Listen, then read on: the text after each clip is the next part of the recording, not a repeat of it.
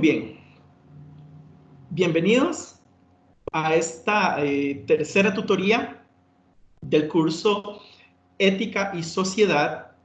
Yo soy su tutor, Pedro Solís, y para esta ocasión la tutoría va a estar enfocada en el capítulo 3 del libro de Álvaro Zamora.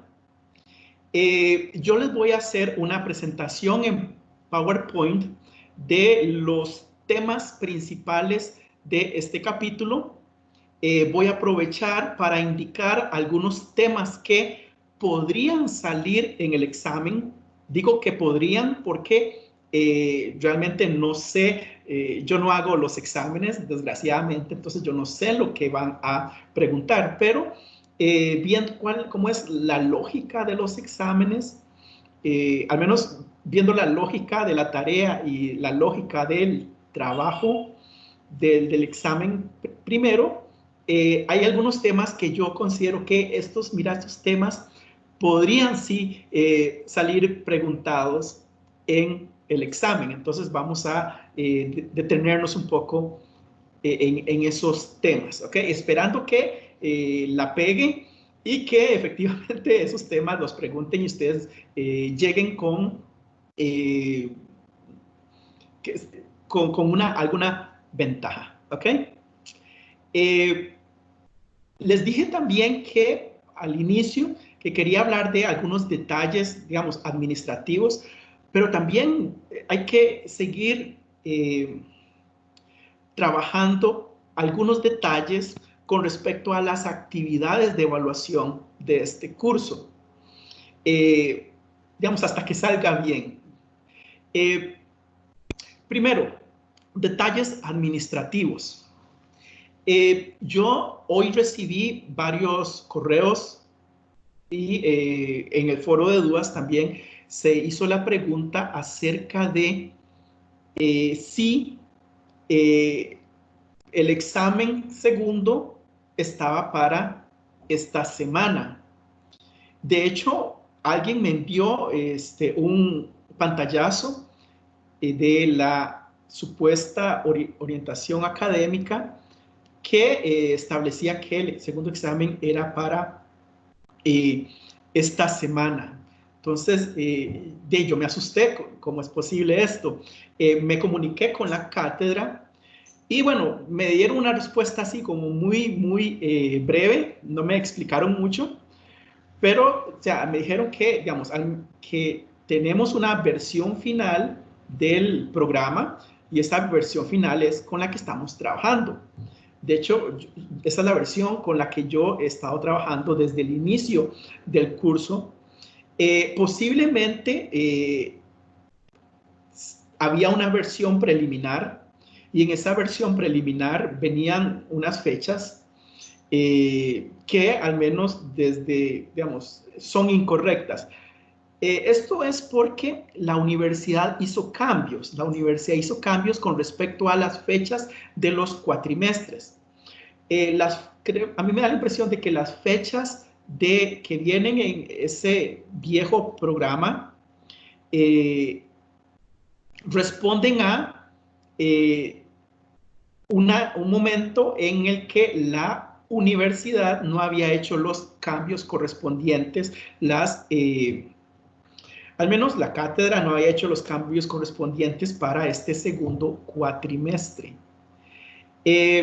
Entonces, para que no haya dudas y para que no haya ambigüedades, ustedes, digamos, pueden entrar a Estudia.U, a nuestro entorno, el entorno del curso de Ética y Sociedad, y cuando entran ahí al entorno de Ética y Sociedad, ustedes van a ver el foro de dudas, ¿verdad? Hay un enlace para el foro de dudas y debajito de el enlace de foro de dudas hay uno que dice orientaciones del curso, ¿ok?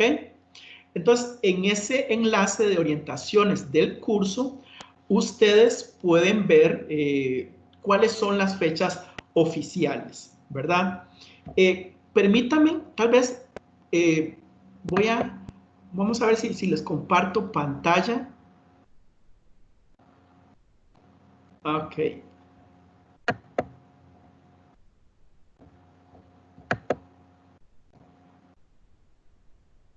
Sí, voy a compartirles pantalla. Ok.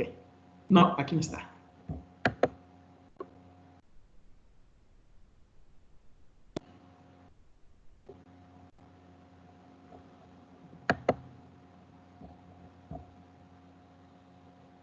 Ok. ¿Cuál es el problema que tenemos aquí? Además de que tengo un...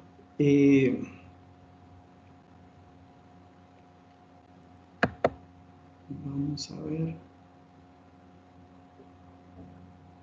Ok. Comparto pantalla. Aquí en orientaciones del curso, no, ustedes, pregunta, ¿ustedes pueden ver la pantalla que estoy compartiendo o no se ve qué es? Levante la mano a alguien si estoy compartiendo pantalla.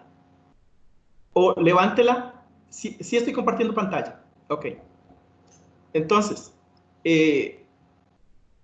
aquí, ¿verdad? En la pantalla que estoy compartiendo, ¿verdad? Debajo del foro de dudas están las orientaciones del curso y ahí ustedes pueden encontrar cuáles son las fechas oficiales, ¿ok? Igual, digamos, me disculpo si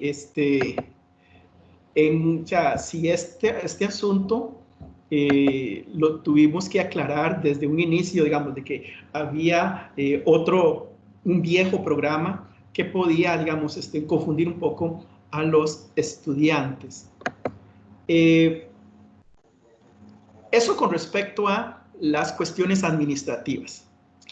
Hay otro asunto administrativo. Veo que Evelyn está levantando la mano. Ya le doy la palabra a Evelyn. Otro asunto administrativo que sería importante destacar, porque realmente estas cosas no las han dicho, no hay como así como una política general, y es lo siguiente, chicos y chicas, yo les recomiendo que a la hora de, digamos, comunicarnos nosotros, estudiantes, con el profesor, que utilicemos los medios institucionales. Esto es que, por ejemplo, utilicen el foro de dudas o utilicen el correo interno de EstudiaU, ¿ok? Ustedes pueden utilizar entonces esas dos opciones. Siempre está la tercera opción, que es el correo institucional, ¿ok? Digo esto porque a veces me envían correos al correo personal. Yo tengo un correo de Gmail. Realmente no sé por qué me llegan correos de estudiantes ahí. Y a veces es como complicado, digamos, atender a los correos que me llegan al correo personal, los correos que me llegan a el correo institucional, los correos que me llegan de manera interna por EstudiaU. Entonces, esto me cuesta un poco manejar todas estas cosas. Entonces, yo sí les sugiero que tratemos solamente de utilizar un medio, los medios oficiales, el correo interno de EstudiaU, que es, digamos, es el que tenemos más cercano, y el foro de dudas. Evelyn, ahora sí, levantó la mano, había levantado la mano. ¿Querés decir algo? Ya terminé las cuestiones administrativas. Profesor, es que yo me apunté tarde porque no podía entrar al enlace, entonces quería saber como un poquito qué era lo primero que usted estaba comentando, si me hace el favor. No, no se perdió nada, Evelyn, nada, absolutamente nada, nada Está bien. importante, porque venimos iniciando, ¿verdad? Duramos mucho tuve que, estuve en un proceso de capturar estudiantes que me habían enviado correos diciendo que no podían entrar, entonces duré como 20 minutos en eso, ¿ok? Perfecto, Entonces era eso, gracias. no se ha perdido nada, ¿ok? Ahora vamos a detalles más que todo que tienen que ver con el curso, no administrativo, sino más que con el contenido, con las actividades propias de evaluación. Yo sé que, digamos, yo entiendo perfectamente lo difícil que ha sido para muchos de ustedes hacer las tareas y el examen, porque La forma de redacción posiblemente les parece compleja, complicada, y es como muy difícil desmenuzar todos los aspectos. Eso hay que reconocerlo. Uno como tutor tiene poca injerencia en la forma en que se redactan y hacen los exámenes. A mí me ha costado, ¿verdad? Yo he tenido que leer esas preguntas, las preguntas de la tarea y las preguntas del primer examen, leerlas una y otra vez para intentar dar alguna guía sensata y con sentido y no desviarlos, ¿verdad? Sobre todo. Ahora, dejando eso de lado, ¿verdad? Volvamos a un tema que es sumamente, que esto va a estar, siempre ha estado presente en los trabajos, y es que los ítems que ustedes van a encontrar en este curso, los ítems de preguntas de desarrollo, van a tener muchos, la mayoría, van a tener esta característica de que van a pedir que identifiquen algo y que luego lo expliquen o luego lo argumenten, ¿verdad? Claramente, digamos, el término argumentar no es un término que suele aparecer en exámenes normales, ¿verdad? Pero el término argumentar es fundamental dentro de la filosofía, dentro del razonamiento filosófico. El razonamiento filosófico es en esencia argumentativo, ¿ok? Yo intenté, por ejemplo, en el foro de dudas aclarar que, y en algunas preguntas que ustedes me hicieron, aclarar que cuando hablamos de un argumento es dar razones sobre una determinada idea. Estas razones pueden ser razones en contra de esta idea o a favor de esta idea, ¿ok? Ahora, esto es muy importante porque esto hace que nos pone a pensar.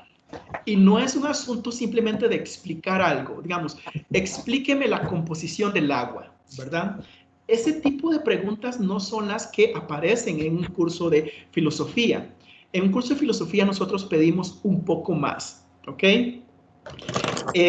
Por ejemplo, siguiendo con este asunto del agua, no sería tan, o sea, no es tan relevante, por ejemplo, explicar la composición del agua. Sería más importante. ¿Por qué? ¿Qué me escucho? Ok.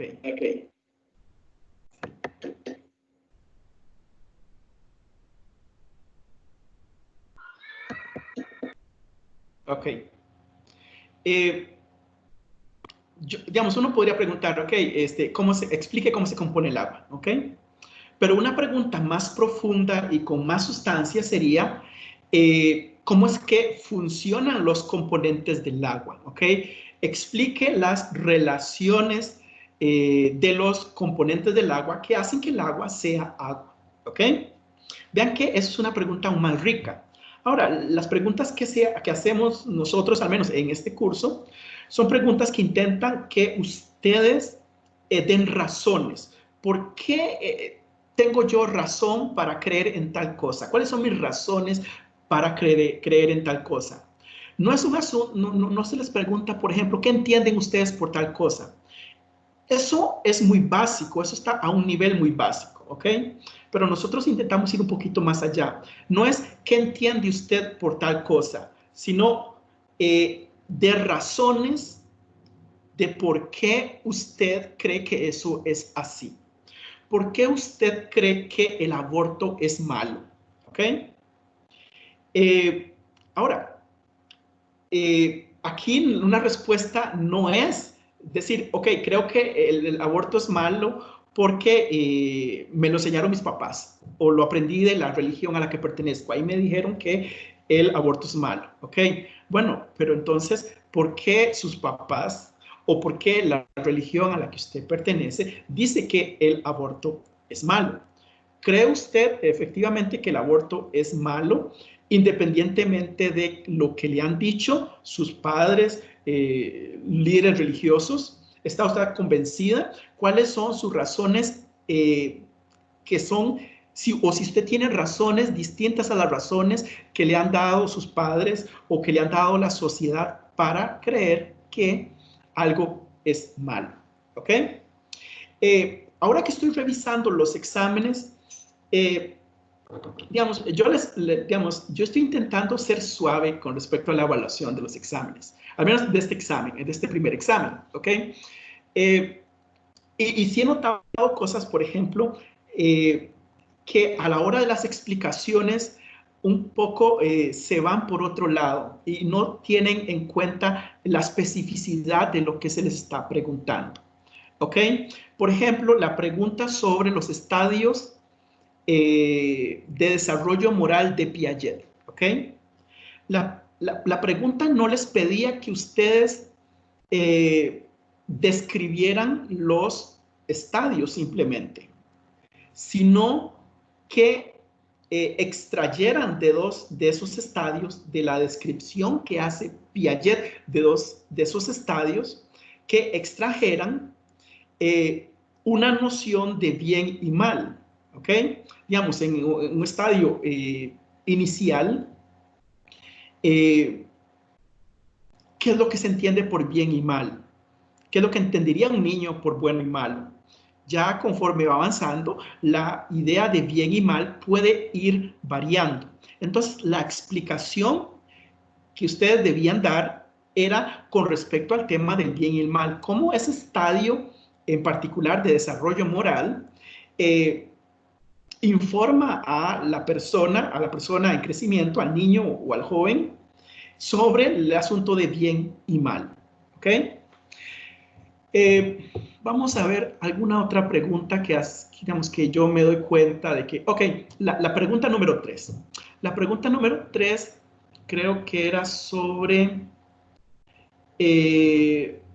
aspectos de la cultura que están relacionadas con lo axiológico y lo deontológico, ¿ok? Aquí vi, por ejemplo, un asunto que, digamos, es un error y espero, digamos, que yo lo he perdonado, realmente yo lo he perdonado, pero, digamos, yo quisiera que en el segundo examen lo tomen en consideración. Por ejemplo, en las preguntas se les dice, ok, refiérase a diferentes aspectos y les mencionan aspectos políticos, ideológicos, de la educación, de la salud, etc. ¿Ok? Entonces, la pregunta dice, cite y explique. ¿Ok? ¿Cuál es el error que yo he visto? Que en cite, en esta parte de cite, no citan. ¿Ok? Y simple ponen ahí aspecto político. ¿Ok? Eso es una forma equivocada de entender la pregunta. ¿Por qué? Porque cuando les dicen que cite un aspecto político, ustedes tienen que citar un aspecto político en concreto. No simplemente poner aspecto político, porque ahí no se están ganando el punto. Recuerden que por citar ustedes van a tener un punto y por la explicación van a tener otro punto. ¿Ok? Muchos no citan y muchos otros citan mal. ¿Ok? No se trata, por ejemplo, en este caso de decir aspecto político o ámbito político y luego hacer la explicación. No, no, no. Es identificar un aspecto de la política, por ejemplo, y citarlo, mencionarlo. Por ejemplo, discusiones en la Asamblea Legislativa. ¿Ok? Eso es un aspecto. El aspecto digamos, las decisiones que se toman en la Asamblea Legislativa es un aspecto de la política. O decisiones del Poder Ejecutivo. ¿Ves? En lugar de decir aspecto político, ustedes ponen decisiones del Poder Ejecutivo. ¿Ok? Pensemos en educación. Cuando les dice, ok, cite algún aspecto del ámbito educativo y explíquelo en cierto sentido, usted no pone como titulito aspecto educativo, no. O si quieren lo ponen, pero tienen que poner el aspecto en concreto, por ejemplo, del que están hablando. Ustedes pueden, por ejemplo, digamos, un aspecto educativo puede ser el rendimiento académico, ¿ok? Eso es un aspecto y ustedes cuando lo citan se están ganando el punto, ¿ok? Vean que cuando hablamos de educación hay muchos fenómenos educativos, ¿verdad? Por ejemplo, el acceso a la educación, el rendimiento académico. Cuando preguntan por CITE, un aspecto es a eso a lo que estamos haciendo referencia, ¿ok? No simplemente, digamos, porque, vean, reflexionemos acerca de la naturaleza de la pregunta. La pregunta dice cite y explique. Y cite aspectos de lo político, ¿verdad? No tiene y dice cite y por cada cita se da un punto. Vean que no tiene ningún sentido que ustedes repitan lo mismo que viene en la pregunta y esperen que van a obtener un punto por ello, ¿cierto? Es decir, aquí ustedes tienen que ir un poco más allá, dar un pasito más allá, ¿ok? Entonces, creo que esto, digamos, mantengamos esto como una consigna, ¿ok? Cuando leamos las preguntas, tratemos de ir un poquito más allá y cuando tratemos de redactar las respuestas, tratemos de ir un poquito más allá en cuanto al esfuerzo cognitivo, ¿ok?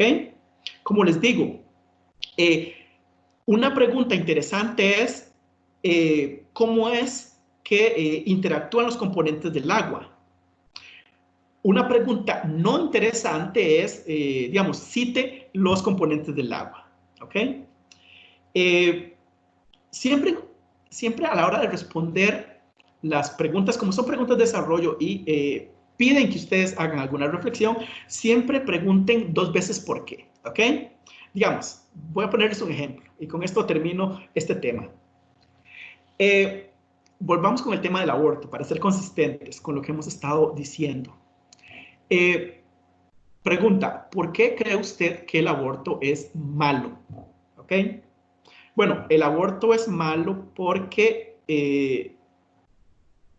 para la sociedad el aborto es malo. ¿Ok? Vuelvan a hacerse la pregunta. Ahora, otro por qué. Bueno, entonces, ¿por qué la sociedad considera que el aborto es malo? O, por ejemplo, el aborto es malo porque implica el asesinato de una persona. ¿Ok? Vuélvanse a hacer una pregunta sobre esa respuesta. Ok, ¿por qué el asesinato entonces de una persona se considera como mala? Ok, esto les va a ayudar, si ustedes toman esto en consideración, les va a ayudar mucho a responder, digamos, de manera más adecuada a las preguntas. Ok, como les digo, por el momento yo los estoy perdonando. Ustedes tienen razón, a veces ustedes han hecho un esfuerzo muy grande para entender las preguntas, pero, digamos, para el segundo examen, yo quisiera, digamos, que ver menos de esos errores, ¿ok? Que pueden ser resultado de una mala comprensión de lectura o porque no estamos acostumbrados al tipo de preguntas que se hacen, ¿ok? Bueno, eso sería, ok, y otra cosita más, otro detalle más a la hora del tema de las respuestas, ok. Que miran cómo le complica al docente a la hora de evaluar. Y es lo siguiente, si, digamos, una pregunta dice, desarrolle 5 argumentos, ustedes desarrollan esos 5 argumentos en párrafos separados, ¿ok? Jamás desarrollen más de un argumento en un solo párrafo, ¿ok? Es una forma errónea de redacción, ¿ok? A uno desde el colegio, desde la escuela, le deberían decir, mira, cuando redactamos algo, tenemos que seguir la regla de que una idea por párrafo, ¿ok? Un párrafo no debería tener más de una idea desarrollada, ¿ok? Entonces, eso es algo que yo he visto. Y digamos, no los culpo a ustedes, porque yo desde que estoy dando cursos en la universidad, es algo que encuentro repetidamente, ¿ok? Que las personas a la hora de responder no separan las ideas y todo lo meten en un párrafo, ¿ok? Hay párrafos que son de una página, ¿ok? Entonces, el profesor tiene problemas porque entonces tiene que, bueno, hacer el favor al estudiante realmente de identificar cuántas ideas tiene un párrafo, ¿ok? Pero, digamos, estas cosas hay que intentar mejorarlas, ¿ok? O sea, es una idea por párrafo. Si le piden 5 argumentos, son 5 párrafos y en cada párrafo desarrollan una idea, ¿ok? Esas son las dos cosas que quería decirles desde el punto de vista de los detalles, digamos, que ustedes tienen que tomar en consideración a la hora de responder, ¿ok? Pasamos ahora ya al contenido propiamente de lo que tenemos que ver hoy, que es el capítulo número 3.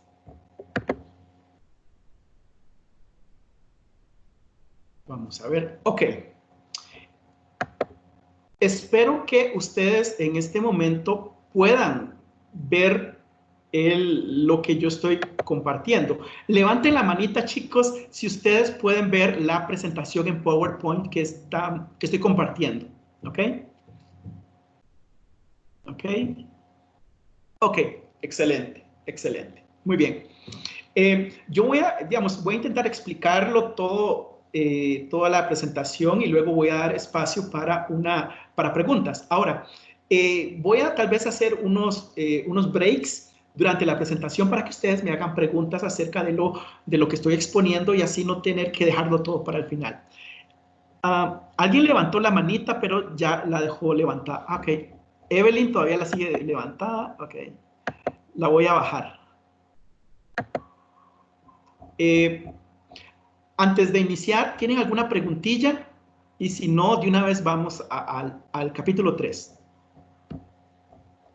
Antes de continuar, ¿tienen preguntas?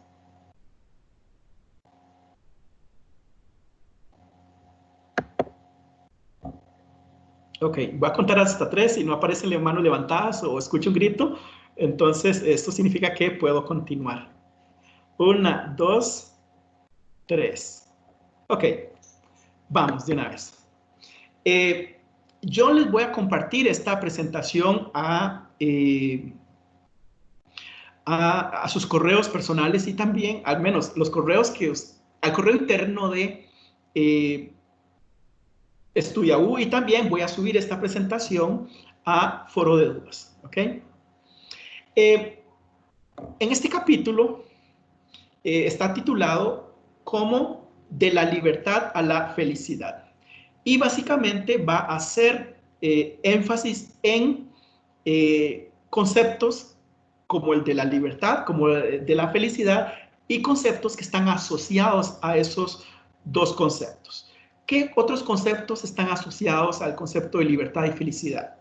Por ejemplo, el concepto de voluntad, el concepto de responsabilidad, ¿ok? Sobre todo estos dos conceptos están más asociados al concepto de libertad.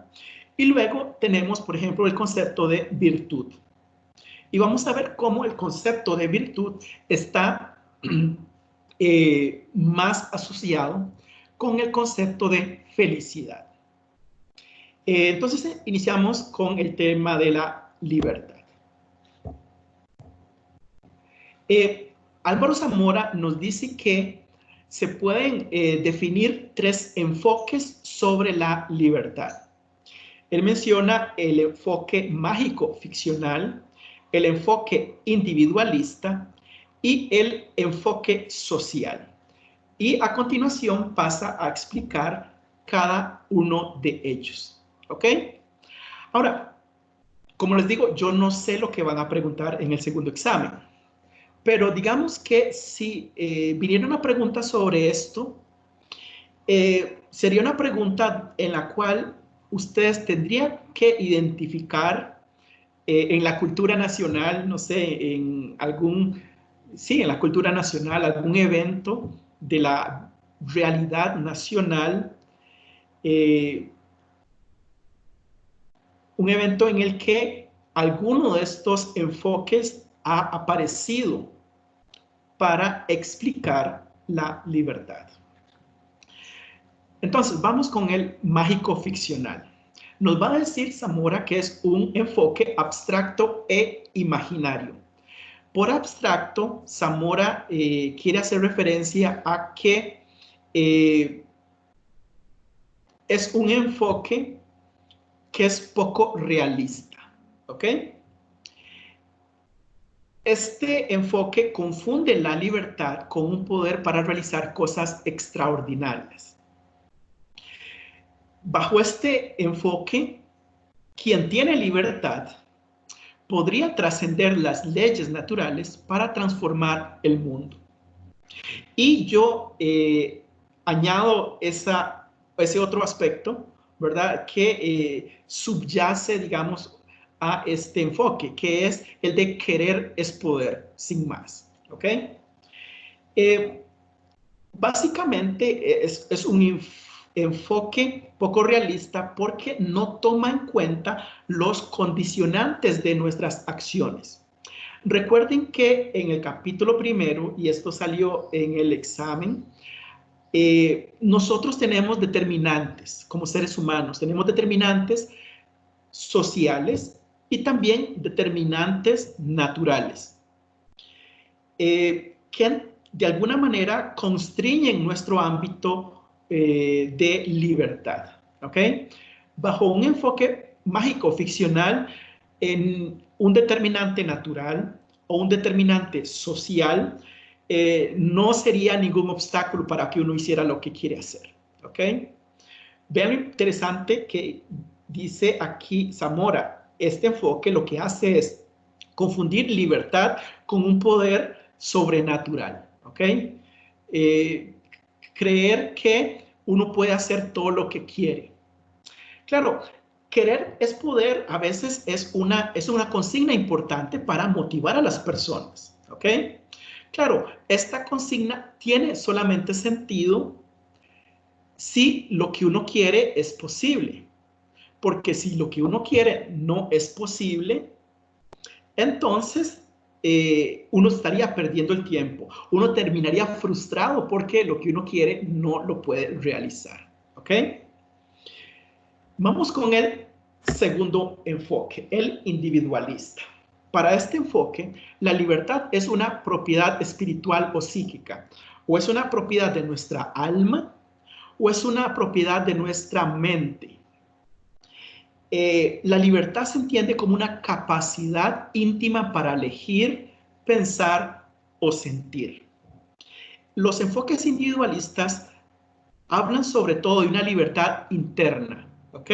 Digamos, yo soy libre internamente, más allá de toda determinación externa.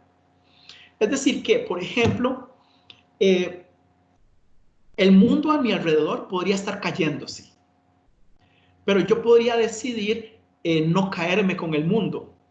La sociedad podría estar en un estado de caos y desesperación, pero yo dentro de mí puedo elegir mantenerme en un estado de serenidad, ¿ok?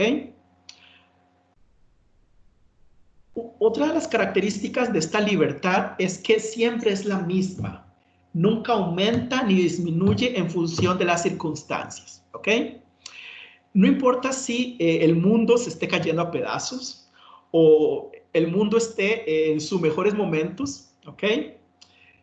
Mi libertad ante alguna determinación externa ni se aumenta ni se disminuye. Siempre va a ser la misma libertad.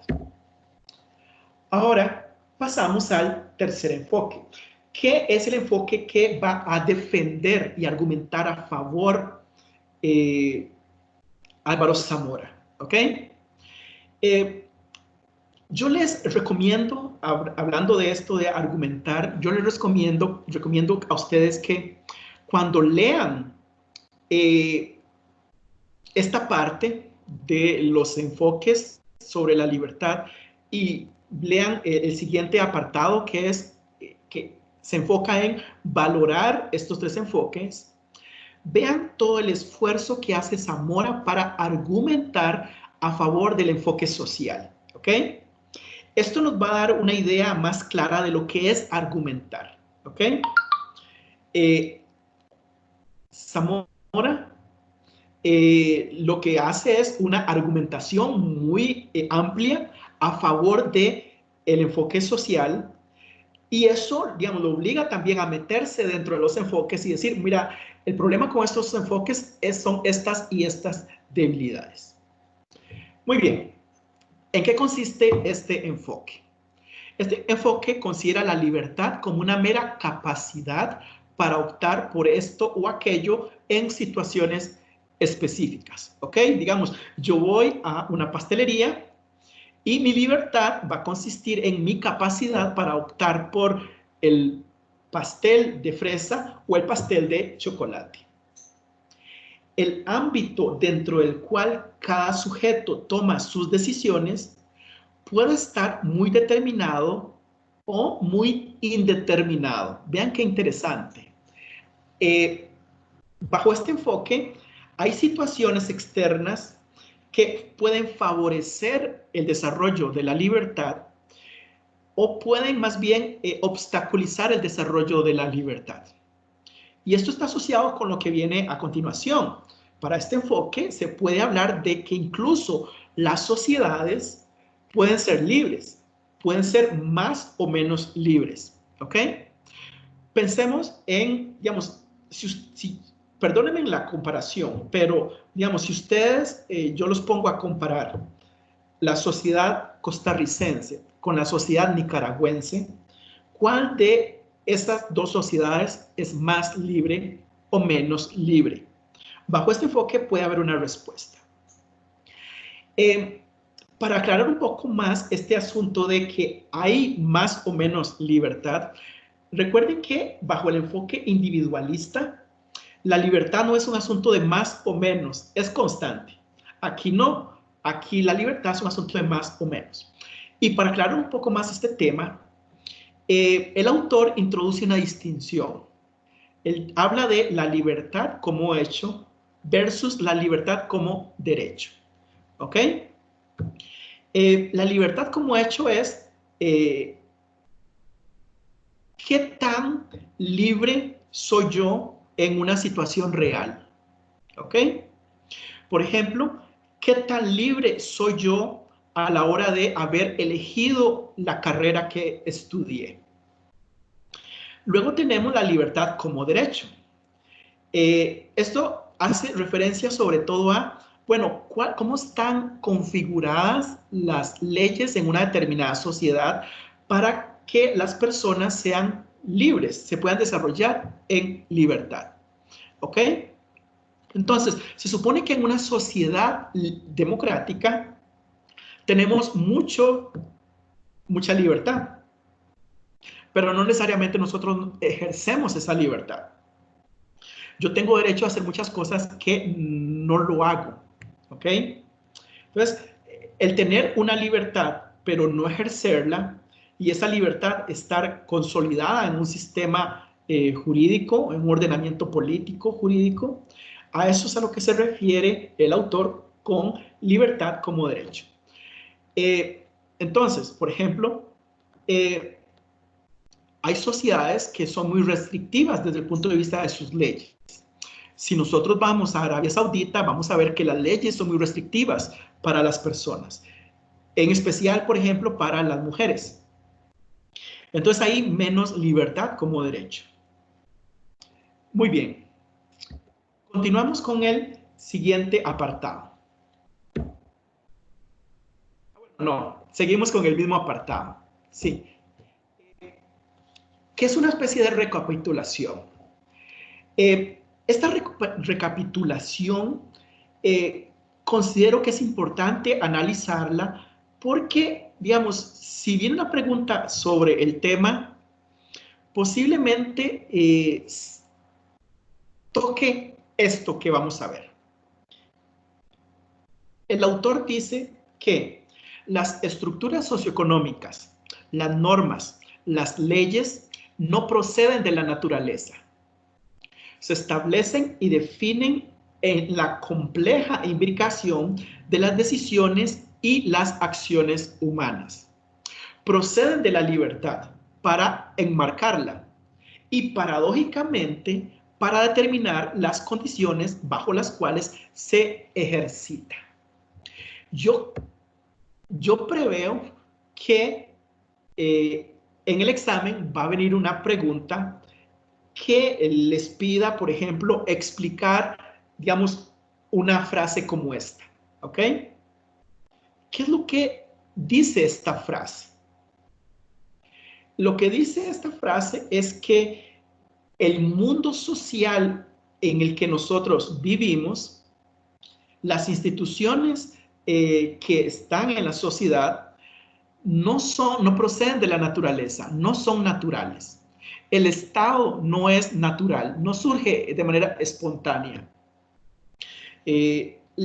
Otras instituciones como la familia no es surge espontáneamente de la naturaleza, sino que se establecen socialmente a lo largo de la historia. ¿Ok?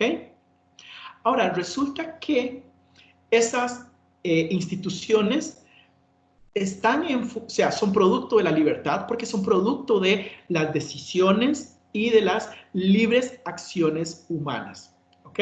Las instituciones son producto de la libertad, pero al mismo tiempo, esas instituciones, como el Estado, como la familia, como la iglesia, están ahí para delimitar el ejercicio de la libertad, para enmarcar el ejercicio de la libertad, ¿ok?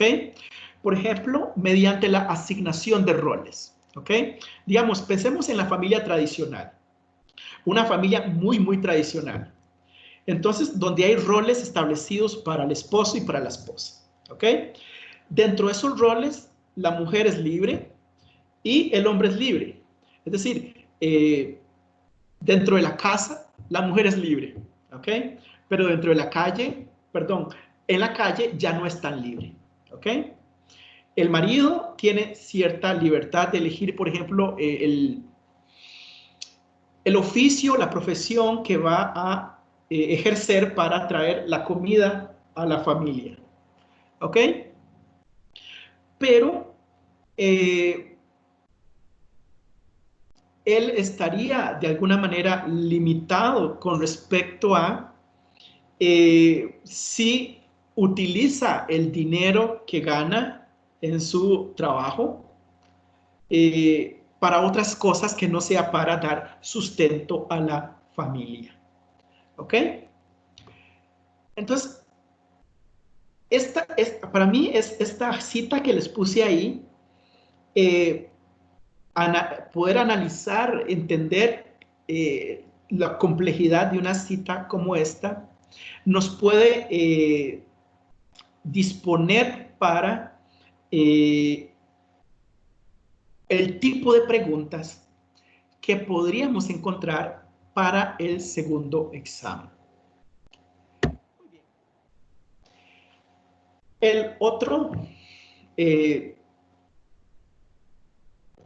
apartado que aparece en este capítulo es elegir en contexto.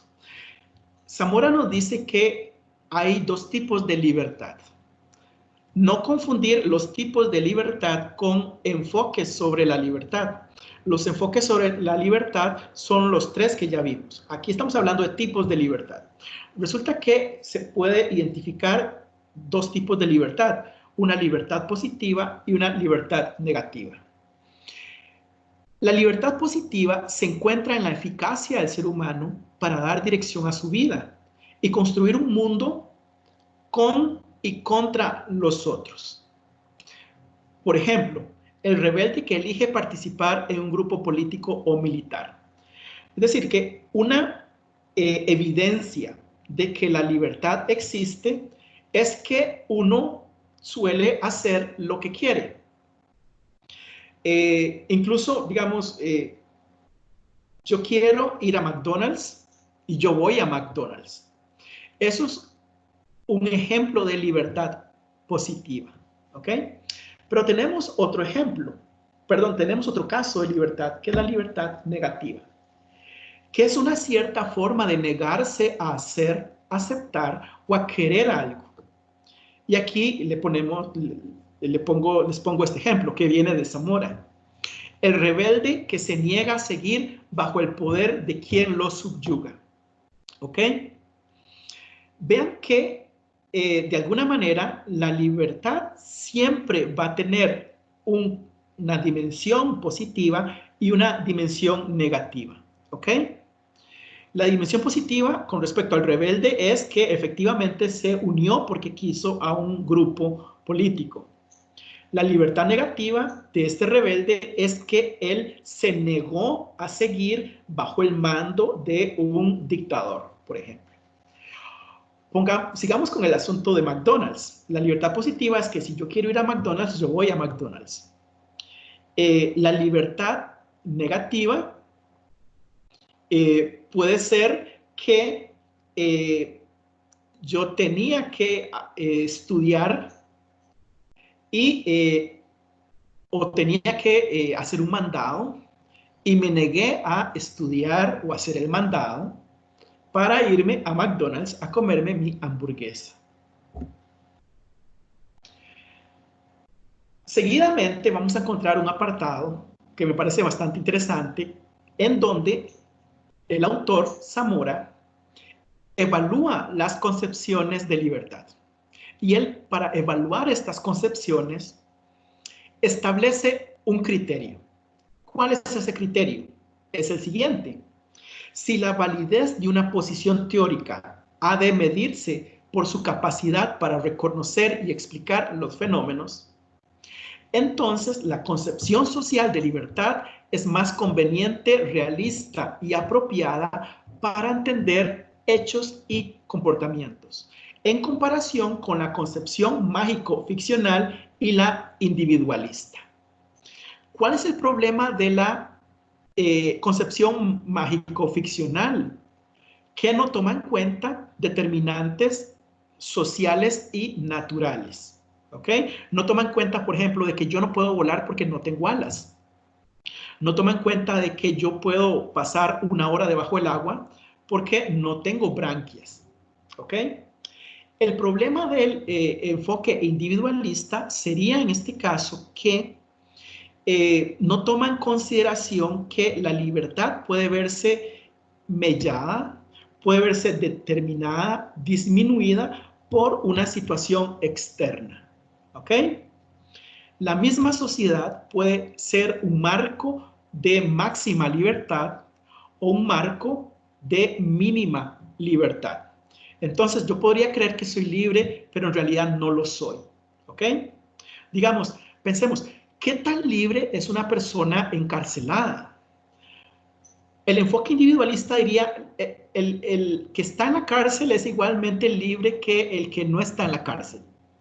Claramente eso es una tontería, ¿verdad? Porque una persona que está fuera de la cárcel puede hacer un montón de cosas que la persona que está dentro de la cárcel no puede hacer.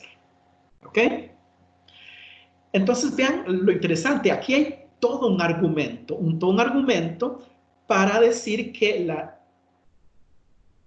el enfoque social de la libertad es superior, es mejor, hay más razones para preferir el enfoque social que las razones existentes para preferir otros enfoques. El enfoque social, nos dice Zamora, ha de integrar distintas áreas de conocimiento para comprender mejor la libertad. Aquí, en este otro punto, a mí me suena como esto podría ser un objeto de una pregunta, ¿ok? El asunto aquí es el siguiente, que el enfoque social nos obliga a tener conocimiento sobre el mundo, conocimiento científico, preferiblemente, sobre la sociedad y sobre la naturaleza en general. Entonces aquí aparece un ejemplo que cita Zamora. El conocimiento científico y tecnológico y la actitud racional pueden constituirse en medios para liberar a las personas de la ignorancia y de ciertas situaciones opresivas.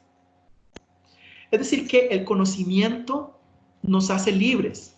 Una persona ignorante es muy difícil que pueda ser libre o máximamente libre. Paradójicamente, continúa Zamora, muchas decisiones irracionales, malintencionadas o contradictorias también han sido vinculadas a proyectos de considerable densidad científica y tecnológica. Baste mencionar el proyecto Manhattan, ¿ok? Aquí está un asunto paradójico. Es decir, primero, ¿qué es lo que dijimos? Para ser libres, para ser más libres, necesitamos más conocimiento. Pero el conocimiento por sí mismo no nos hace libres. El conocimiento incluso nos podría ser utilizado para subyugarnos, para hacer cosas que son inmorales, como el proyecto Manhattan, ¿verdad? En donde los científicos más prominentes del mundo en ese momento se reunieron para confeccionar la bomba atómica para tirarla a las ciudades de Hiroshima y Nagasaki en Japón, ¿ok? Entonces, la idea es la siguiente. A mayor conocimiento, mayor libertad. Pero el conocimiento podría ser utilizado de tal manera que más bien lo utilizo para quitarle la libertad o para limitar la libertad a los otros, e incluso para deshumanizarlos. Más adelante vamos a ver algo parecido, ¿ok? Bueno, entonces les dije, este temita que aparece aquí, o sea, podría ser sujeto de una pregunta, ¿ok? Entonces, ¿qué tipo de pregunta podría aparecer en el examen con respecto a este tema? Es, ¿cuál es la relación entre conocimiento y libertad? ¿Cómo afecta el conocimiento la libertad? ¿Ok? Resulta que el conocimiento puede afectar la libertad de manera positiva, pero también puede afectar la libertad de manera negativa, ¿ok? Porque muchas personas utilizan el conocimiento, por ejemplo, los gobiernos, las grandes transnacionales, utilizan su conocimiento para limitar nuestra libertad, para manipularnos, ¿ok? Los gobiernos hacen eso, utilizan nuestra información privada para manipularnos. Facebook y otras redes sociales hacen lo mismo, ¿ok? Muy bien. Voy a exponer este segundo tema de la voluntad y las voluntades y voy a hacer una breve, voy a abrir un espacio para preguntas. ¿Está bien? Resulta que la voluntad puede entenderse de diferentes maneras. Primero, encontramos que la voluntad se entiende como facultad. Esta forma de entender la voluntad es la clásica de la mayor parte de los filósofos occidentales, que han visto la voluntad como la facultad para querer esto o aquello. Es una intención del alma que lleva a tomar decisiones racionales. Por lo general, quienes defienden que la voluntad es una facultad, consideran que esta facultad es racional y oponen la voluntad al deseo. Una cosa es desear y otra cosa es querer, ¿ok? Es importantísimo hacer esta distinción. Querer es racional, desear no tanto. La voluntad, en tanto facultad, debe guiarse por el intelecto, no por las pasiones. Y por lo general está dirigida a un objetivo que se quiere conscientemente. Es decir, que la voluntad aparece cuando yo estoy plenamente consciente de aquello que quiero. No es un querer vacío, perdón, no es un querer ciego. De hecho, no habría quereres ciegos, porque son las pasiones y los deseos los que son ciegos. La voluntad es consciente. Hay otra forma de entender la voluntad en un sentido más político, como sumatoria de las voluntades individuales. Entonces se habla de una voluntad que es universal o general. Es relativa a la comunidad, por eso se habla de una voluntad común. ¿Qué es lo que el pueblo quiere? Cuando yo digo esto es lo que el pueblo quiere, estoy hablando de una voluntad común, ¿ok? No estoy hablando de una voluntad individual, sino común. Ahora, pongan atención a lo siguiente. Resulta que en el discurso político, en el discurso de los políticos son muy buenos en hacer pasar sus voluntades personales como si fueran voluntades generales o voluntades comunes, ¿ok? Es decir, mucha gente considera que o utiliza, digamos, retóricamente la idea de que lo que ellos quieren es lo que el pueblo quiere y no necesariamente. Esta voluntad tiene una función, la voluntad común o la voluntad general, que es establecer normas, convenciones y principios jurídicos, ¿ok? Sí, por eso les decía, es una voluntad política. Y la voluntad política es para establecer normas, ¿ok? ¿Por cuáles normas sociales vamos a regir nuestro comportamiento? ¿Qué convenciones vamos a establecer? ¿Qué principios jurídicos vamos a seguir? Hay otra forma de entender la voluntad, como ímpetu. En este caso, esta forma de entender la voluntad es muy distinta a la forma de entender la voluntad como facultad.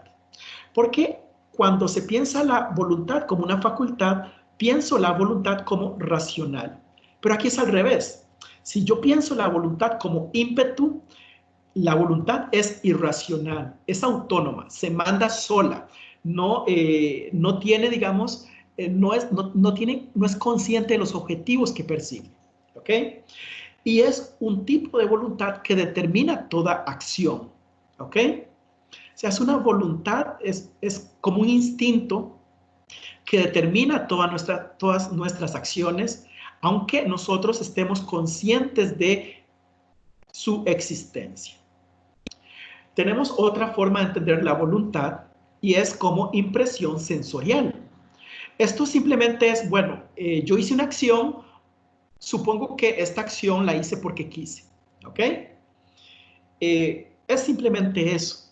Cuando ustedes comen, mira, comí, entonces interpreto como que yo comí porque quise comer. Esta última forma de entender la voluntad tampoco es como muy informativa, ¿verdad? Creo que las dos formas de entender la voluntad más informativas y más ricas son las que dicen que la voluntad es o una facultad o un ímpetu, ¿ok? Son más explicativas y lo interesante es que son opuestas entre sí, ¿ok? Resulta que el estudio de la voluntad en la actualidad ha servido para depurar la manipulación de las personas y de las masas. Llama la atención, por ejemplo, nos dice Zamora, los programas de modificación conductual por sus efectos en la conciencia social y la cultura.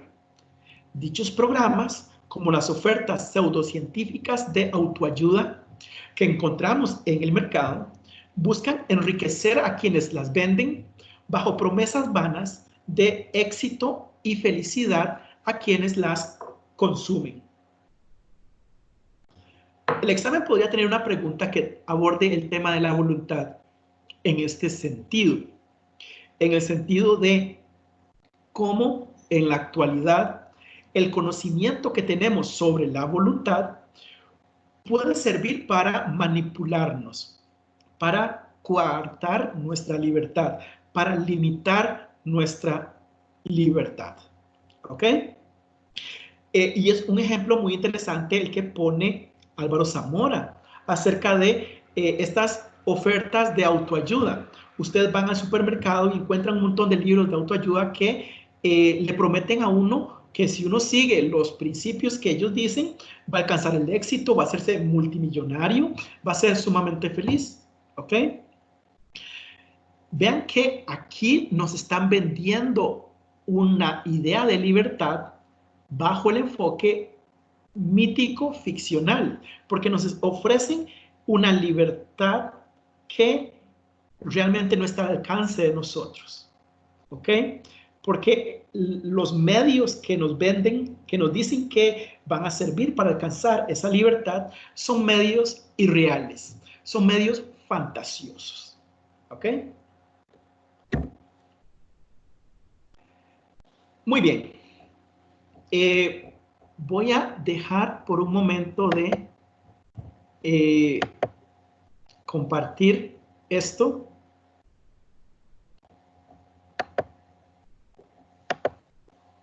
Y voy a hacer un pequeño espacio, abrir un pequeño espacio para preguntas, ¿ok? ¿Tienen alguna pregunta? Puede ser una pregunta que tenga que ver directamente con lo que estamos hablando o con cualquier otra pregunta que tenga que ver con el examen o no sé.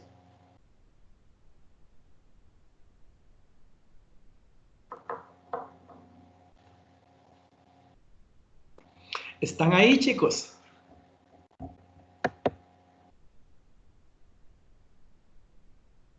Profe, vean, ¿será que usted lo puede... ¿Perdón? Profe, ¿será que usted me puede explicar un poquito más lo del enfoque individualista y el enfoque social, por favor? Ok, digamos las diferencias. Sí, digamos, el enfoque individualista lo que habla es de una especie de libertad interior. Esta libertad interior es la que yo gano cuando no me dejo apabullar por lo que está pasando a mi alrededor. Como yo ponía el ejemplo de el mundo se puede estar cayendo, pero yo estoy tranquilo en mi corazón. Yo no me dejo afectar por las cosas que están sucediendo en el exterior. ¿Ok? Es una libertad interna. Mientras que el enfoque social, podríamos decir que es una libertad externa. Tiene que ver con la manera en que yo expreso mi libertad en el mundo real, en la esfera pública. Entonces, cuando yo pienso la libertad como externa, como expresándose o manifestándose en el mundo, en la sociedad, en la esfera pública, incluso en la esfera privada de mi familia, ¿ok?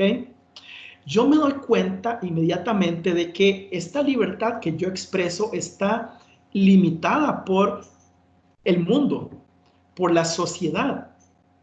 Yo puedo ser más o menos libre si las leyes de mi país me permiten ser más o menos libres.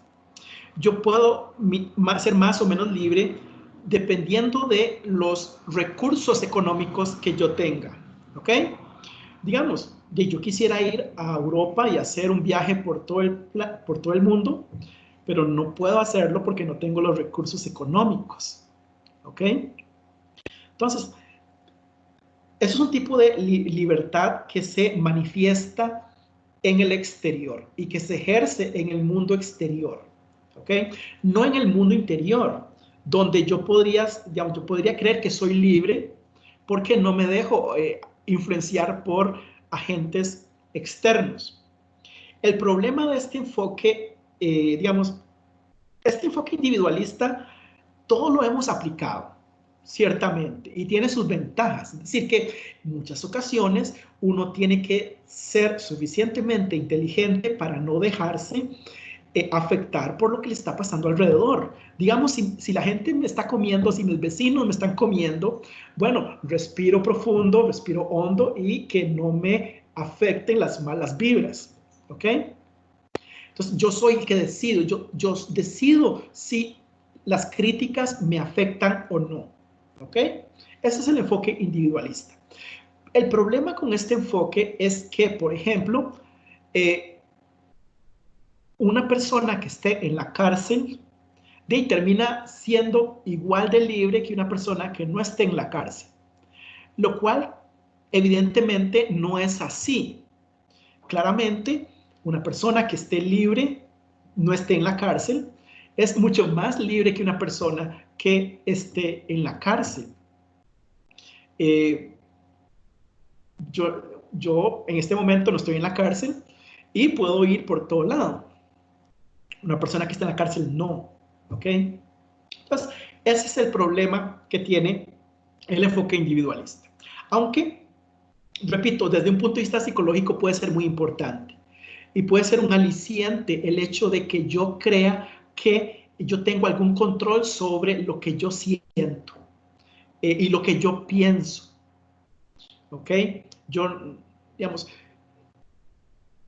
yo no me dejo llevar por las malas vibras, no me dejo llevar por las críticas destructivas de los demás. ¿Aclaré suficiente la pregunta, Silvia?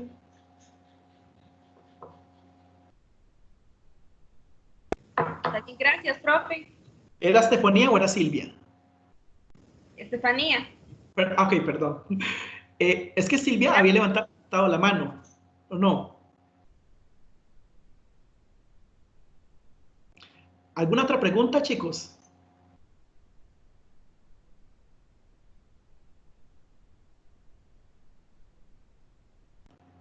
Vuelvo a hacer lo que hice al inicio. Voy a contar hasta 3. Si nadie levanta la mano y nadie pega un grito, entonces voy a continuar con la exposición.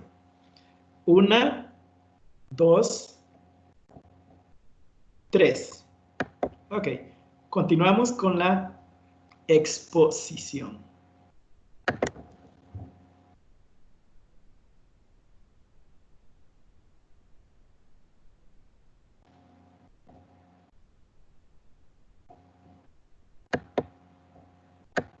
¿Qué pasó aquí? No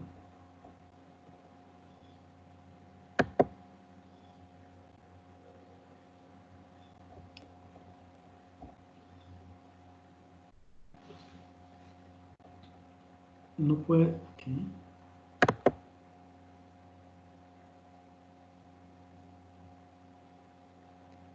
Parece como que se pegó el asunto. Vamos a ver.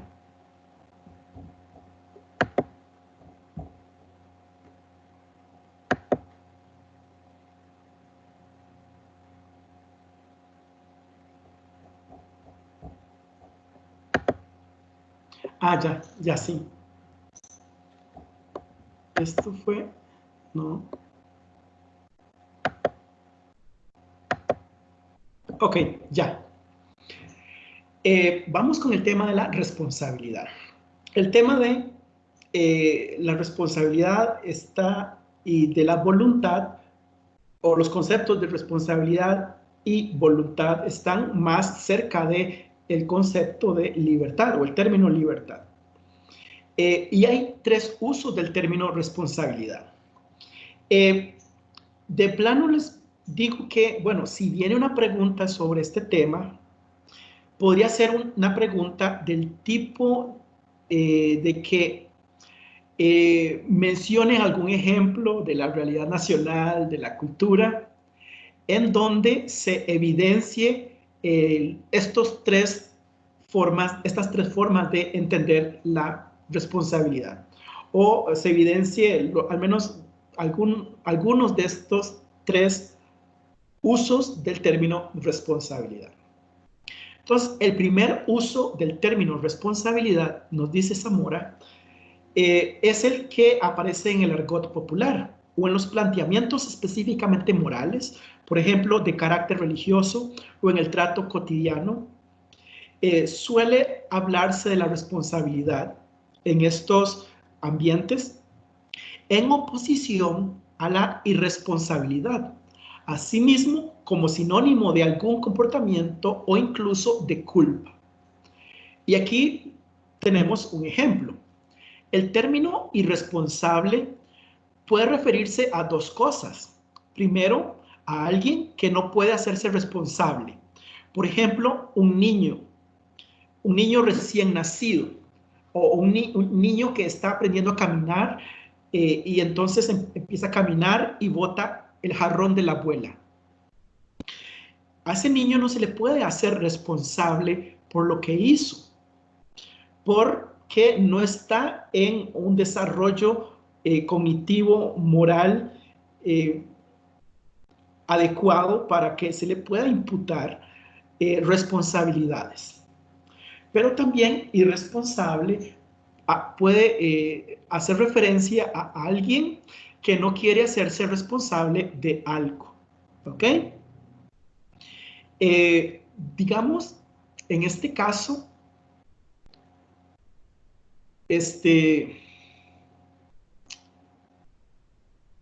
un novio que le dio la vuelta a la novia y que no se hace responsable de lo que hizo. Sigue negando que le fue infiel porque no quiere hacerse responsable de todas las consecuencias de lo que se deriva de haberle sido infiel a su novia. O alguien que, por ejemplo, tuvo un hijo con una persona y no quiere hacerse responsable de su hijo. Esto ocurría mucho, ¿verdad? Antes, no sé cómo será ahora, pero antes los hombres no tenían, como no habían pruebas de paternidad, simplemente decían, no, ese carajillo no es mío, yo no me hago responsable, sabiendo que ellos eran los hijos, los padres, ¿verdad? Entonces, irresponsabilidad se puede entender de dos maneras. La primera, de que yo no puedo ser responsable. Por ejemplo, yo personalmente, Pedro, yo no soy responsable de que en este momento no hayan encontrado una cura para el COVID-19, porque no está en mi control. Pero sí yo soy responsable de no esparcir el COVID-19 utilizando mascarilla, lavándome las manos, etc.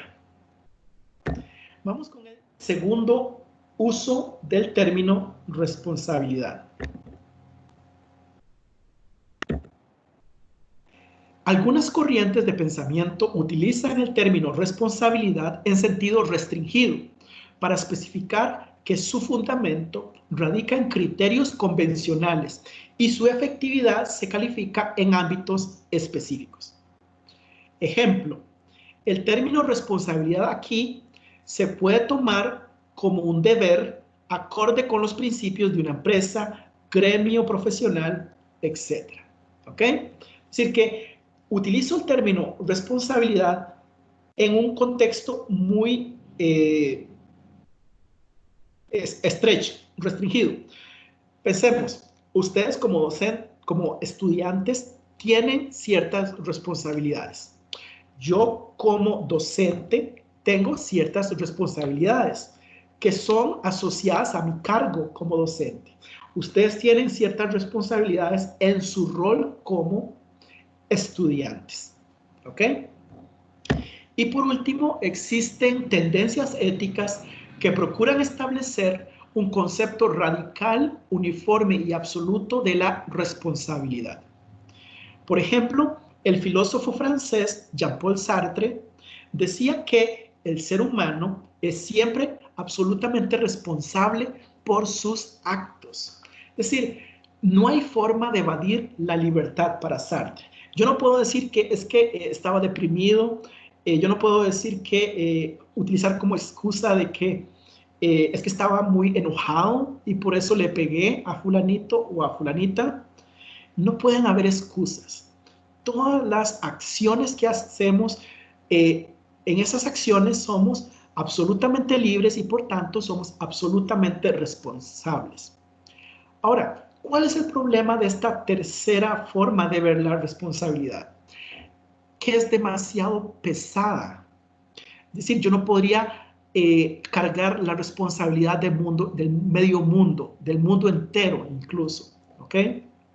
Digamos que yo me hiciera responsable porque en este momento el gobierno no haya podido reactivar la economía, que yo me haga responsable también por la explosión que ocurrió en el Líbano, que yo me haga responsable porque no se ha encontrado una cura del COVID. Yo me deprimo, me frustro, etcétera, ¿verdad? Es que es una carga demasiado pesada, pero tampoco tiene mucho sentido, ¿ok? Porque, digamos, porque para defender una responsabilidad absoluta hay que defender una libertad absoluta, pero una libertad absoluta es más bien parte del enfoque mítico ficcional. No es una libertad real, es una libertad que ocurriría en un mundo, pero que no es el nuestro. Muy bien. Resulta que algunos consideran que hay grados de responsabilidad. Algunos hablan de que hay circunstancias atenuantes y circunstancias agravantes. En las circunstancias atenuantes, mi responsabilidad disminuye y en las circunstancias agravantes, mi responsabilidad aumenta. Voy a ponerles un ejemplo. Si yo me robo una gallina porque no tengo trabajo y mis hijos están muriéndose de hambre, están pasando hambre, y me robo una gallina para darle de comer a mis hijos, ¿ok? Mi responsabilidad podría ser atenuada por las circunstancias en las que yo estoy viviendo, ¿ok? Pero podrían haber circunstancias agravantes, es decir, que yo me robo una gallina, pero es para vengarme de mi vecino. Resulta que la gallina de mi vecino venía a mi patio, se cuiteaba en mi patio, y yo caminaba por el patio y me paraba en la cuita, y entonces eso me ponía fúrico, y entonces robé la gallina y la maté, ¿ok? Mi responsabilidad en esta situación es mayor, porque las circunstancias hacen que se agrave el acto que yo realicé. Cuando, por ejemplo, veámoslo así, veamos otro ejemplo. Si yo mato en defensa propia o mato por venganza. Si yo mato en defensa propia, al menos el sistema jurídico costarricense va a reconocer que yo no amerito tener una pena de cárcel por eso. Pero si yo mato por venganza, el sistema jurídico costarricense establece que yo amerito una pena de cárcel, ¿ok? Porque yo soy más responsable en el caso de que yo maté por venganza que haya matado por autodefensa, ¿ok? Porque en una situación de autodefensa, o sea, es o mato o me matan. O sea, mi espacio de decisión es muy estrecho. Pero en el caso de una venganza, bueno, yo tengo más espacio de decisión. Sin embargo, Zamora pone un contraejemplo a la idea de que habría grados de responsabilidad, ¿ok? Es decir, hay gente que no cree que haya grados de responsabilidad. Y entonces pone este contraejemplo. El ámbito de acción del jefe es mayor que el de su subalterno. Sin embargo, cada subalterno es tan responsable por sus actos y decisiones como el jefe por los suyos. ¿Ok? Esto lo que me dice es que no hay grados de responsabilidad. Mi jefe es igualmente responsable que yo por los actos que él realiza y yo por mis actos. Aunque las decisiones del jefe tienen implicaciones sociales más amplias, en el sentido de que las decisiones de mi jefe afectan a más personas que mis decisiones. ¿Ok? Pongamos un ejemplo más concreto. yo podría tomar ciertas decisiones en este curso que pueden afectar a mis estudiantes, a ustedes, a quienes yo les reviso las tareas y los exámenes. Pero yo soy subordinado a las decisiones de mis jefes. Entonces las decisiones de mis jefes tienen más, digamos, afectan a más personas. Si yo meto la pata, yo solamente afecto a ustedes, pero claro, ustedes son un montón, ciertamente. Pero si mi jefe mete la pata, afecta a miles de personas, ¿ok? Miles de estudiantes que están matriculados en este curso, ¿ok? El punto es que aquí Zamora dice que la responsabilidad no se da en grados. No hay ni mayor ni menor responsabilidad. Lo que existe es que la responsabilidad, las decisiones de alguien pueden tener mayores implicaciones, pueden afectar a más personas, pero eso no significa que la responsabilidad sea mayor o menor. ¿Cómo evadimos nuestra responsabilidad? Se pregunta Álvaro Zamora. Hay muchas formas. Tenemos 3. Achacando la responsabilidad a fuerzas externas a la agente moral. Ejemplo, yo maté a alguien y digo es que yo no soy responsable por esa acción porque se me metió el diablo. ¿Ok? Yo puedo decir que yo no soy responsable por lo que hice porque era el destino. El destino ya estaba escrito que yo iba a atropellar a esta persona. Ven que esto es una forma de evadir la responsabilidad. Otra forma de evadirla es atribuyendo a los otros la responsabilidad por el acto propio. Ejemplo, la violencia generada por celos. ¿Ok? Sí, vean que cuando un hombre, por lo general, o puede también ser una mujer, recurre a la violencia porque tiene celos de su pareja, esa violencia es resultado de que esa persona le achaca la responsabilidad a los otros y no reconoce que él es responsable por lo que él entienda, por lo que él suponga que está pasando con la otra persona. Sobre todo pensando en que cuando los celos son basados en falsos supuestos o ideas ilusas, en mentiras, en sospechas sin prueba. ¿Ok? Es decir, en este caso, yo evado mi responsabilidad, o sea, porque yo me estoy enojando muchas veces de manera gratuita, porque no está comprobado de que mi pareja me está dando vuelta. ¿Ok? Igual me enojo e incluso puedo llegar a agredirla. Tercero, evadimos la responsabilidad cuando deshumanizamos a otras personas o grupos. Y pongo este ejemplo porque a veces uno lo escucha por ahí. El pobre es culpable porque es pobre. Hay una forma distinta de formular esto. Por ejemplo, la gente que dice que el pobre es pobre porque quiere. ¿Ok? Bueno, si uno es pobre, puede ser que uno tenga alguna responsabilidad.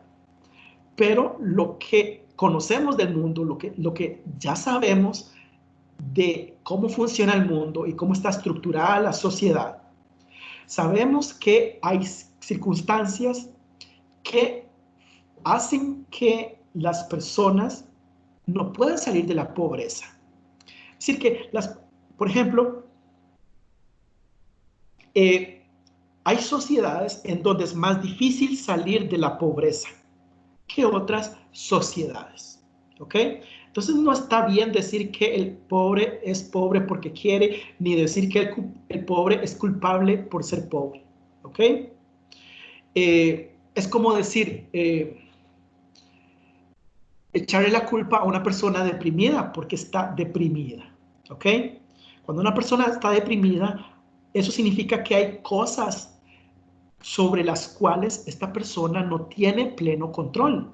Nosotros no tenemos un absoluto control sobre nuestras vidas, tenemos control relativo, ¿ok? Muy bien. Pasemos al tema de la justicia. Igual con los otros temas, la justicia puede entenderse en múltiples sentidos. Tenemos aquí, en este caso, una justicia formal y una justicia material. La justicia formal aquí trata de quién se supone debe ser considerado como igual. Por ejemplo, cuando uno dice que todos somos iguales ante la ley, ¿ok? Si la ley la ley puede establecer que todos somos iguales. Es justo que la ley nos considere todos como iguales. Pero esto es una formalidad, porque en la práctica este no podría ser el caso.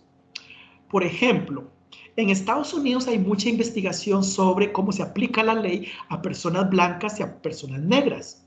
Y resulta que los jueces son más severos en los castigos para con los negros que para con los blancos.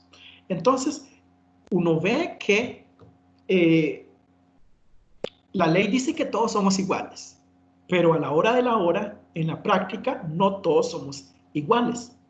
La ley, por ejemplo, en Costa Rica dice que todos tenemos que pagar impuestos, pero algunos evaden los impuestos y la ley no es suficientemente, no los persigue, por ejemplo. En cambio, uno va a evadir 12,000 pesos de impuesto de la renta y le cae la policía fiscal, ¿ok?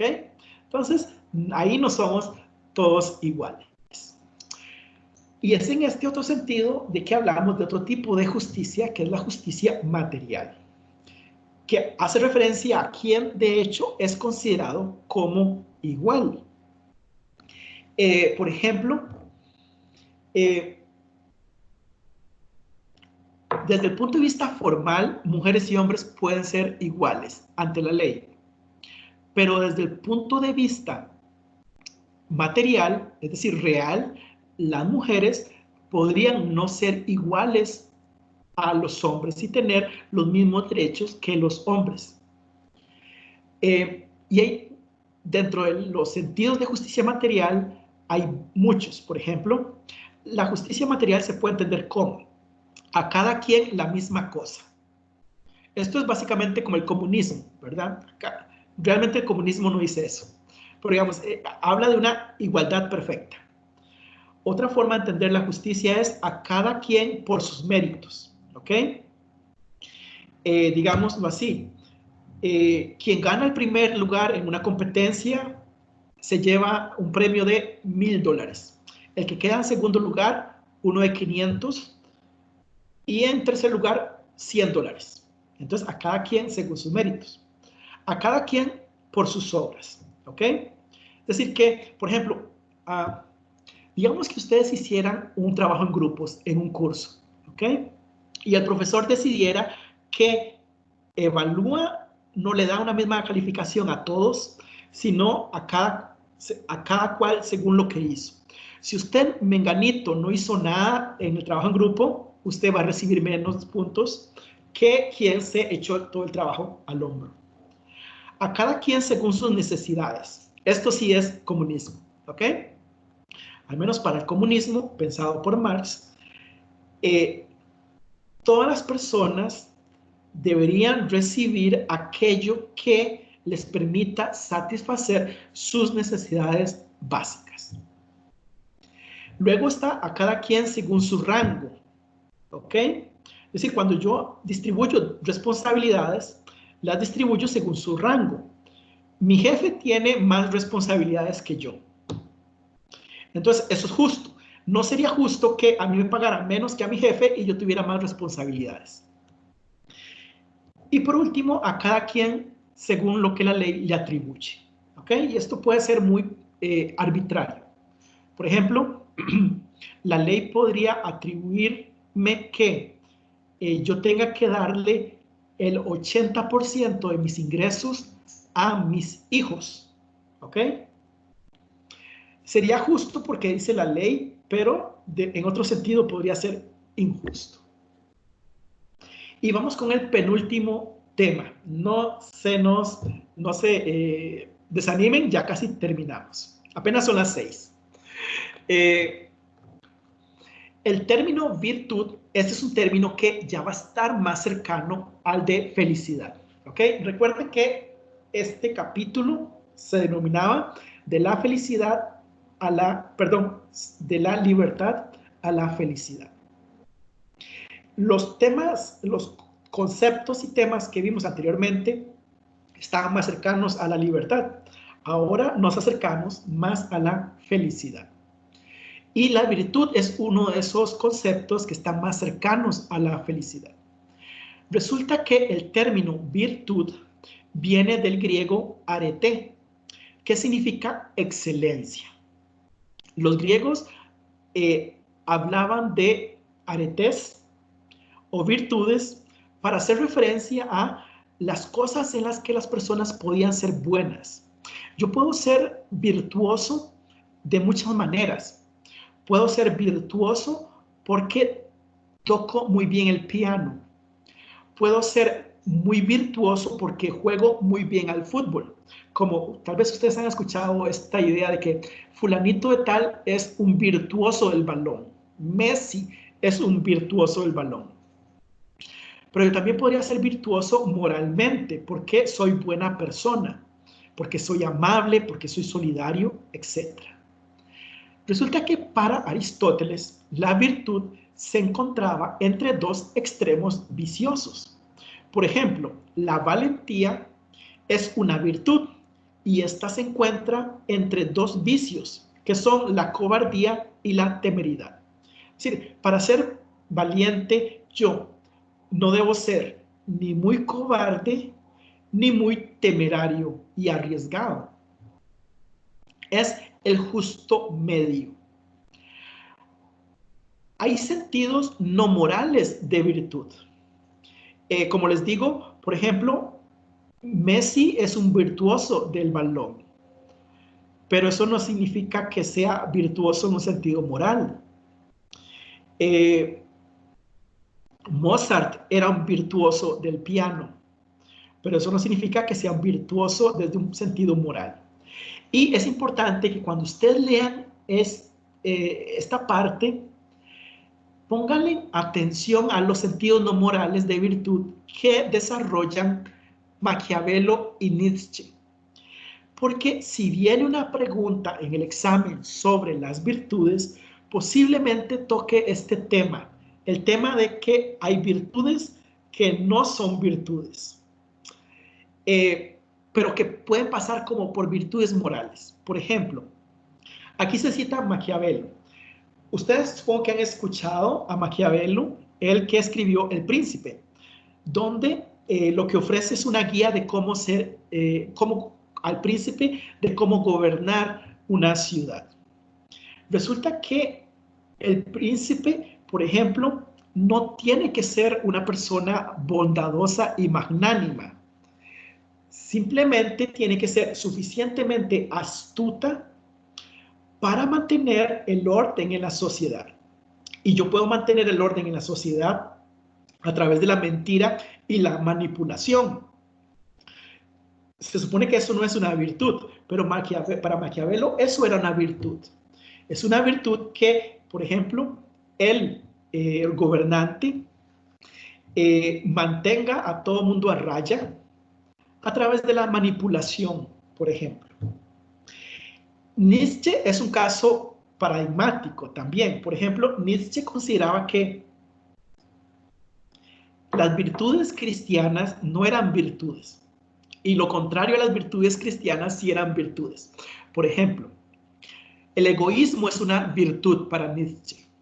La caridad no es una virtud, porque las virtudes para Nietzsche son aquellas que se asocian con la autoafirmación del individuo. Una persona caritativa es alguien que se desprende de cosas, se niega a sí misma para darle las cosas, lo suyo, a los demás. Nietzsche decía que eso no debería ser considerado como una virtud. Pero si yo soy egoísta, si yo le paso por encima a todas las personas para autoafirmarme por encima de los demás, eso sí es una virtud. Ahora, les decía, esto es un asunto que podría venir en el examen. Podría ser el caso de que en el examen a ustedes les pregunten formas que en la actualidad, formas de virtud que en la actualidad se apliquen o determinadas concepciones de virtud que se apliquen en la sociedad, pero que no son virtudes morales. ¿Ok? Veamos, voy a ponerles un ejemplo, digamos, más cercano a nuestro entorno. Para algunos, un buen empresario es alguien que explota a sus trabajadores. O sea, un empresario virtuoso es alguien que logra manipular a sus trabajadores para que den más de lo que deben dar, que los hace que produzcan más y sin pagarles lo justo. Ese sería el ideal de un empresario, ¿ok? Pero evidentemente no es, desde un punto de vista moral, eso no es ser virtuoso, aunque la ideología dominante capitalista hace parecer que eso es una virtud, ¿ok? La capacidad de manipular a los demás, de sacarles dinero, de explotarlos, ¿ok? Podría ser que algo venga así en el examen. Para finalizar, terminamos con el concepto de felicidad. Resulta que para algunos filósofos occidentales como Platón, recuerden, Platón es